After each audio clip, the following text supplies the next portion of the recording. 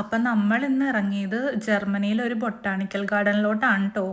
അപ്പോൾ ലീവൊക്കെ കിട്ടിയപ്പോഴത്തേനും ഞാൻ വിചാരിച്ചു കുറച്ച് പച്ചപ്പും ഹരിതാഭയൊക്കെ കാണാം, അതുപോലെ തന്നെ കുറച്ച് നല്ല ഫോട്ടോഷൂട്ട്സൊക്കെ എടുക്കാം, അങ്ങനെയൊക്കെ വിചാരിച്ചു.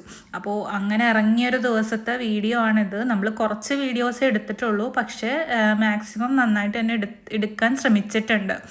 അപ്പോൾ ഇതാണ് ഗാർഡനിലേക്കുള്ള വഴി. നമ്മൾ വഴിക്ക് പോകുന്ന സമയത്ത് പലതരം പൂക്കൾ, ഇതുപോലെ നല്ല സീനറീസൊക്കെ ഉണ്ട്. ഇതിൻ്റെ അകം നിറച്ചും വലിയൊരു കാട് പോലെയാണ്, പക്ഷേ നല്ല ഭംഗിയായിട്ടാണ് ഇവരിത് കീപ്പ് ചെയ്തിരിക്കുന്നത്.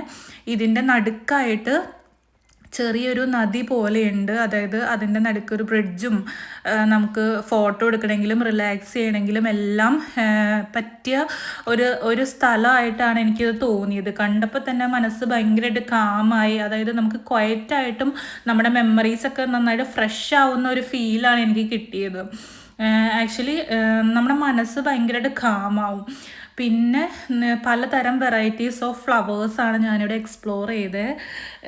പല ഫ്ലവേഴ്സും നാട്ടിൽ നമ്മൾ വാങ്ങുന്നതാണെങ്കിൽ അത് ഇവിടെ എന്ന് പറഞ്ഞിട്ടുണ്ടെങ്കിൽ വെറുതെ മുളച്ച് വന്ന് വിരിഞ്ഞ് നിൽക്കുന്ന ഒരു സംഭവമായിരിക്കും, പക്ഷെ നാട്ടിൽ നമുക്കതിന് വിലയുണ്ട്. അപ്പോൾ ഇതൊക്കെയാണ് ഇവിടുത്തെ കാഴ്ചകൾ. ഇവർ എല്ലാ കാര്യങ്ങളും ചെടികളായാലും മരങ്ങളായാലും വെട്ടി നന്നായിട്ട് നല്ല വൃത്തിക്ക് സൂക്ഷിക്കും. നല്ല ഷേപ്പിലും കാര്യങ്ങളിലും നല്ല ഭംഗിയാണ് കാണാൻ വേണ്ടിയിട്ട് അവിടുത്തെ സ്ഥലങ്ങൾ മൊത്തം. പിന്നെ ഞാൻ കണ്ടത് അവിടെ ഒരു റെഡ് കളറ് ബാക്ക്ഗ്രൗണ്ടുള്ളൊരു ഫ്ലവറാണ്. ആക്ച്വലി ഫോട്ടോഷൂട്ടിനൊക്കെ നല്ല ഭംഗിയാണ് കാണാൻ. പിന്നെ കുറേ റോസസ്, പലതരത്തിലുള്ള റോസസ് കണ്ടു. അങ്ങനെ കുറേ ഫ്ലവേഴ്സൊക്കെ കണ്ടു ഞാൻ. പിന്നെ എനിക്ക് ഇഷ്ടപ്പെട്ടതെന്ന് വെച്ചിട്ടുണ്ടെങ്കിൽ ഈ ഒരു മരമാണ്.